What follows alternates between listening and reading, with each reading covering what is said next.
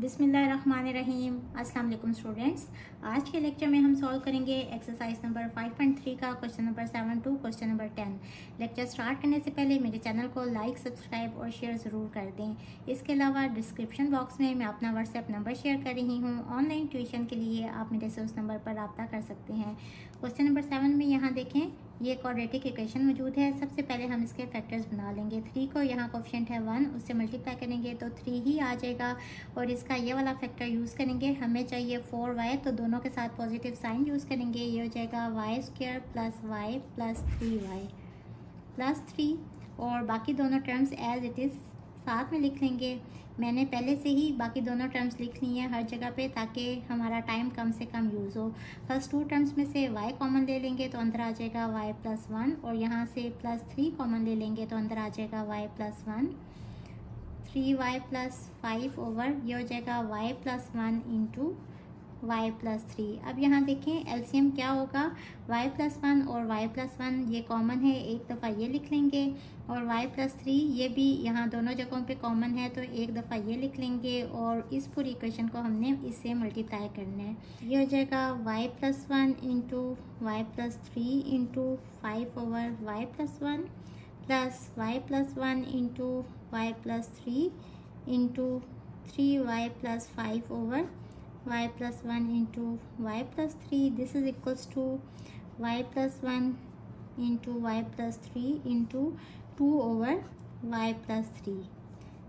यहाँ ये इससे कट जाएगा, ये पूरा का पूरा इस पूरे के पूरे से कट जाएगा और यहाँ ये इससे कट जाएगा। यहाँ रह जाएगा 5 इंटू वाई प्लस 3, यहाँ प्लस 3y प्लस 5 रह जाएगा और यहाँ 2 इंटू y प्लस 1। इसको सिंप्लीफाई कर लेंगे, ये हो जाएगा 5y plus 15 plus 3y plus 5 equals to 2y plus 2। इसके बाद 5y प्लस 3y 8y और 15 प्लस 5 इज़ 20। 2y प्लस 2, इन दोनों टर्म्स को इस साइड पे ले आएँ, माइनस 2y माइनस 2 हो जाएगा। 8y minus 2y is 6y और plus 20 minus 2 is plus 18 equals to 0। 18 को इस साइड पे ले आएँ तो ये हो जाएगा minus 18, y equals to minus 18 over 6 which is equals to minus 3। अब हम इसको चेक कर लेंगे, इक्वेशन लिखेंगे 5 over y plus 1 plus 3y plus 5 over y square plus 4y plus 3 this is equals to 2 over y plus 3। y की जगह पे minus 3 put करेंगे और चेक करेंगे कि क्या माइनस 3 सोल्यूशन है या नहीं। माइनस 3 प्लस 1 हो जाएगा प्लस 3 इंटू वाई की जगह पे माइनस 3 प्लस 5 ओवर माइनस 3 का स्क्वायर प्लस 4 इंटू माइनस 3 और plus 3 equals to 2 over minus 3 plus 3। देखें यहाँ ही पता चल रहा है कि ये टर्म 2 ओवर 0 आ जाएगी, तो इट मीन्स कि इसका सोल्यूशन अनडिफाइंड है। आप इसको थोड़ा सा और भी सॉल्व कर सकते हैं। 5 over minus 2 plus minus 9 plus 5 over ये हो जाएगा 9 माइनस 4 3 ज़ा 12 प्लस 3 इक्वल्स टू 2 ओवर 0। ये हो जाएगा minus 5 over 2 plus minus minus कर लें क्योंकि इसका आंसर क्या होगा माइनस 4, तो 4 यहाँ रहने दें। और देखें 9 प्लस 3 12 और 12 माइनस 12 यहाँ भी इसका आंसर 0 आएगा। तो सॉल्यूशन इज़ अनडिफाइंड क्योंकि नीचे टर्म में 0 आ गया, तो इट मीन्स के there is no solution of this equation. तो y इक्वल्स टू माइनस 3 इस इक्वेशन का सॉल्यूशन नहीं है। Question number 8 is Kleem can move a lawn in 4 hours. Kleem को एक लॉन की घास काटने में 4 आवर्स लग सकते हैं। Moiz can move the same lawn in 5 hours. Moiz थोड़ा स्लो है, इसको उसी लॉन की घास काटने में 5 घंटे लग सकते हैं। How long would it take both of them working together to move the lawn. अगर दोनों मिल के काम करें तो उसी लॉन की घास काटने में उनको कितना टाइम लगेगा। ये फिजिक्स का फार्मूला है, ये आप याद कर लें कि rate of work done this is equals to 1 over time. तो यहाँ से हम क्लीम का वर्क डन रेट फाइंड कर लेंगे। Kleem's work done rate equals to कितने लॉन उसने घास काटी उसकी, एक लॉन की, और कितने घंटे में काटी 4 आवर्स में। तो ऊपर है लॉन और नीचे है आवर्स, तो लॉन पर आवर्स ये इसकी यूनिट आ जाएगी। इसी तरह मुइज़ का वर्क डन रेट भी फाइंड कर लेंगे। दिस इज इक्वल्स टू, एक लॉन की घास काटी उसने 5 आवर्स में, तो 1/5 लॉन पर आवर्स। इसके बाद हम दोनों का वर्क डन रेट फाइंड कर लेंगे। वर्क डन रेट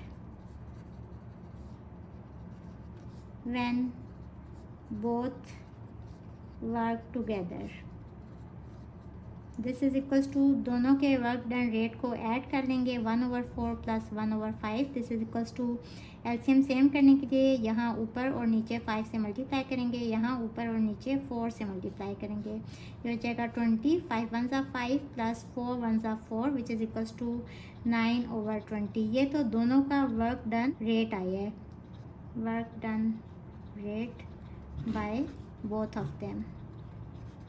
लेकिन हमने बेसिकली क्या फाइंड करना है कि दोनों को कितना टाइम लगा। तो यही वाला फार्मूला यूज़ करते हुए देखें, अगर क्रॉस मल्टीप्लाई करें तो टाइम यहाँ चला जाएगा और वर्क डन रेट नीचे चला जाएगा।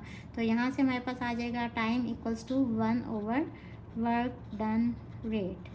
पहले हमने दोनों का वर्क डन रेट फाइंड किया, अब हम दोनों का टाइम फाइंड करेंगे। इक्वल्स टू 1 दिस वैल्यू, 20 सबसे ऊपर चला जाएगा। This is equals to 20/9 hours. और अगर आपने इसको फ्रैक्शन में लिखने हैं तो 2/9 आवर्स। ये भी आंसर ठीक है। अगर आप इसको आवर्स और मिनट्स में कन्वर्ट करना चाहते हैं तो this is equals to 2.22 hours. यहाँ से 2 प्लस 0.22 आवर्स करके लिख लें, 2 आवर्स एज इट इज़ आ जाएगा। और इसको मिनट्स में कन्वर्ट करने के लिए इसको 60 से अगेन मल्टीप्लाई करेंगे, तो यहाँ यूनिट आ जाएगी मिनट्स की। This is equals to 2 hours और इसको सिंप्लीफाई करें तो 13 पॉइंट समथिंग आ रहा है which is equals to 13 minutes. So ये भी हमारा आंसर ठीक है। एक ये आंसर आ गया और एक ये आंसर आ गया। Question number 9 is, you have an 8-pint mixture of paint that is made up of equal amount of yellow paint and blue paint. Paint basically यहाँ यूनिट यूज़ हो रही है पेंट की। तो यहाँ तक जो इन्फॉर्मेशन गिवन है सबसे पहले वो लिख लेते हैं कि टोटल जो पेंट मिक्सचर है वो कितने है।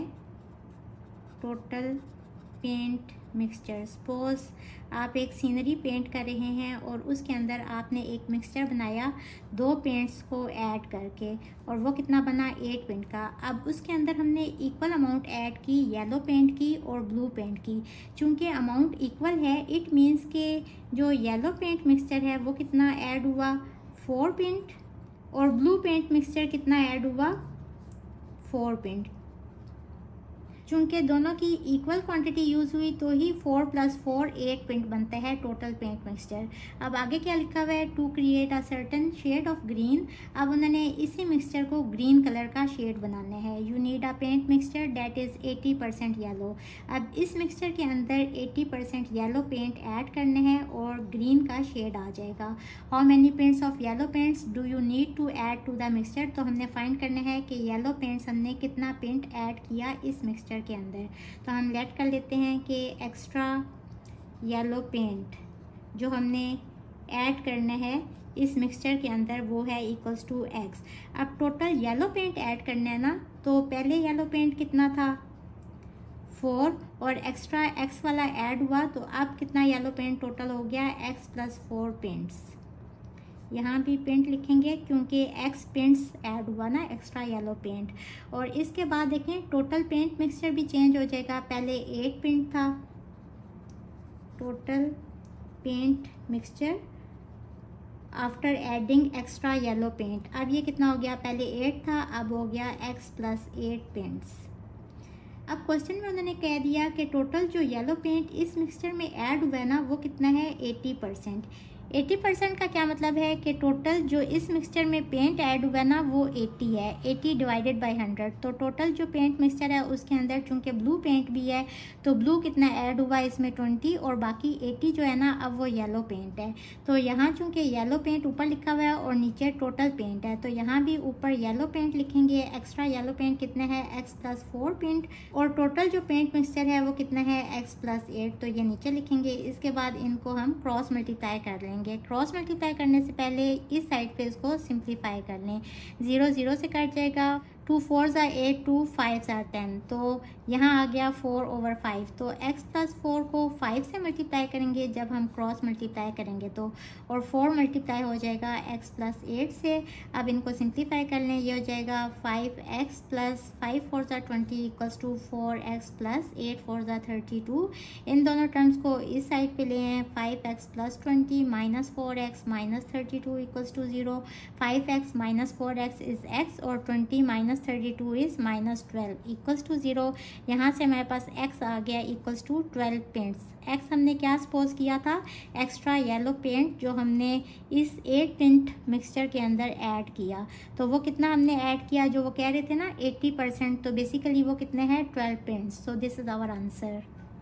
Question number 10 is Waqar takes 9 hours longer to build a wall than it takes वसी।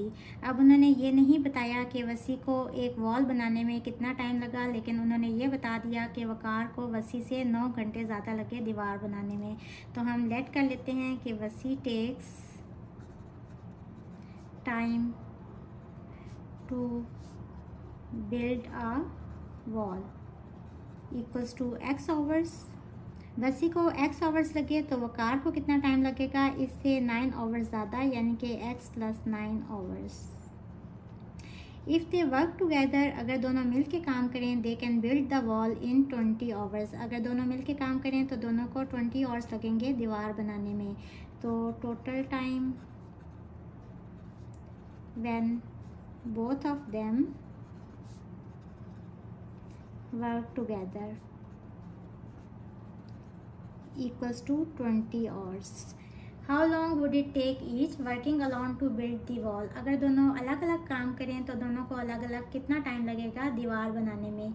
ये क्वेश्चन नंबर 8 से मिलता जुलता क्वेश्चन है। क्वेश्चन नंबर 8 में उन्होंने हमें कहा कि कलीम को 4 घंटे लगे लॉन की घास काटने में और मोइज़ को 5 घंटे लगे। अलग अलग टाइम बता दिया था और हमने बताना था कि अगर दोनों मिल के काम करेंगे तो दोनों को कितना टाइम लगेगा। यहाँ उन्होंने इकट्ठा टाइम बता दिया कि दोनों ने अगर मिल के काम किया तो दीवार बनाने में उनको 20 आवर्स लगे, और हमने बताना है कि अगर वो दोनों अलग अलग काम करेंगे तो उस केस में उनको कितना टाइम लगेगा। तो फार्मूला वही यूज़ होगा, total rate of work done, ये इक्वल होते हैं 1/टाइम के। तो वसी का वर्क डन रेट फाइंड कर लेंगे, x है ना टाइम इसका, तो 1/x आ जाएगा। और इसी तरह वक़ार का भी वर्क डन रेट फाइंड कर लेंगे, this is equals to 1/x + 9, और टोटल वर्क डन रेट भी फाइंड कर लेंगे।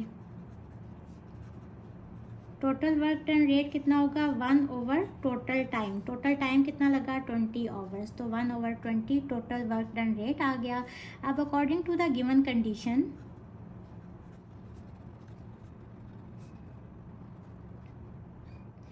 जब दोनों ने मिल के काम किया 1/x + 1/x + 9, तो टोटल वर्क डन रेट कितना आया 1/20। अब इसको सिंप्लीफाई कर लेंगे, इस साइड पे एलसीएम ले लेंगे, x × x + 9 आ जाएगा। x 1 ज़ा x होते हैं, बाकी बचा है x + 9, इसने इस 1 से मल्टीप्लाई होना है तो ऊपर x + 9 आ जाएगा। x + 9 1 ज़ा x + 9, बाकी बचा है x, ये x इस 1 से मल्टीप्लाई होगा तो +x आ जाएगा। 1/20 इस साइड पे आ जाएगा, ये हो जाएगा 2x + 9 x × x + 9 = 1/20। Cross multiply करेंगे, x इससे मल्टीप्लाई हो जाएगा x + 9 से, और 20 इससे मल्टीप्लाई हो जाएगा 2x + 9 से। ये हो जाएगा x² + 9x = 20 × 2x is 40x + 9 × 20 is 180। In terms को इस साइड पे ले आए, ये हो जाएगा x² + 9x - 40x, और 180 इस साइड पे जाएगा तो -180 = 0। इन दोनों को ऐड कर लेंगे, ये हो जाएगा x² - 31x - 180 = 0। अब ये एक क्वाड्रेटिक इक्वेशन आ गई, और बेसिकली हमें क्या चीज़ फाइंड करनी है, हमने टाइम फाइंड करना है कि वसी को कितना टाइम लगा और वक़ार को कितना टाइम लगा। वसी का टाइम हमने लेट किया हुआ है x, और वक़ार का टाइम हमने लेट किया हुआ है x + 9। तो बेसिकली यहाँ से हमने x की वैल्यू फाइंड करनी है, वो यहाँ भी पुट करेंगे और यहाँ भी पुट करेंगे, तो हमारे पास वसी और वक़ार का टाइम टाइम आ जाएगा। तो असल में हमने अब इसको फैक्टराइज करने हैं, फैक्टर्स बनाने हैं और एक्स की वैल्यूज़ फाइंड करनी है। 180 को यहाँ कोफिशिएंट 1 है, उससे मल्टीप्लाई करें तो 180 ही आ जाएगा। अब इसके फैक्टर्स बना लें। 1 इंटू 180 ज़ा 180, 2 के टेबल में भी जा रहा है। 2 इंटू 90 इक्वल्स टू 180 होता है। 3 इंटू 60 इक्वल्स टू 180 होता है। हमें वो वाला फैक्टर चाहिए जिसको ऐड या सब्ट्रैक्ट करने से 31 आ जाए। इसके बाद 4 के टेबल पे भी जा रहा है। 4 इंटू 45 इक्वल होता है 180 के, और 5 इंटू 36 इक्वल होता है 180 के। अगर इन दोनों को माइनस करें तो 31 आ रहा है। हम बड़ी वाली टर्म के साथ नेगेटिव साइन और छोटे वाली टर्म के साथ पॉजिटिव साइन यूज़ करेंगे ताकि -31 आ जाए। तो ये आप क्या हो जाएगा, x square -36x plus 5x minus 180 equals to 0। First two terms में से x कॉमन ले लेंगे तो यहाँ आ जाएगा x माइनस 36, और यहाँ से प्लस 5 कॉमन ले लेंगे तो x माइनस और 5 कितने ज़ा 180 होते हैं, तो 5 36 ज़ा 180 होते हैं इक्वल्स टू 0। ये हो जाएगा x plus 5 into x minus 36 equals to 0। यहाँ से आ जाएगा x plus 5 equals to 0 and x minus 36 equals to 0। Plus 5 इस साइड पे जाएगा तो x इक्वल्स टू -5, और यहाँ आ जाएगा x इक्वल्स टू प्लस 36। अब देखें x बेसिकली क्या है, x हमने टाइम सपोज किया हुआ है ना, और टाइम कभी नेगेटिव नहीं हो सकता। तो हम लिखेंगे कि ignore negative value because time should not be negative। x equals to 36 लेंगे, यहाँ भी पुट करेंगे और यहाँ भी पुट करेंगे तो हमारे पास वसी और वकार का टाइम आ जाएगा। ये मैं नेक्स्ट पेज पे करके बताती हूँ। x इक्वल्स टू 36 ले लेंगे, वसी का टाइम क्या था, x आवर्स यानी कि 36 आवर्स। एक आंसर हमारा ये आ गया। और वकार का टाइम क्या था, x plus 9 which is equals to 36 plus 9 equals to 45 hours. एक टाइम हमारे पास ये आ गया। This is our answer. Hopefully students आपको आज के लेक्चर की समझ आ गई होगी। अगर आप मेरे चैनल पर नए हैं तो मेरी वीडियोस को लाइक, सब्सक्राइब और शेयर ज़रूर कर दें। इसके साथ ही मुझे दें इजाज़त। अल्लाह हाफिज़।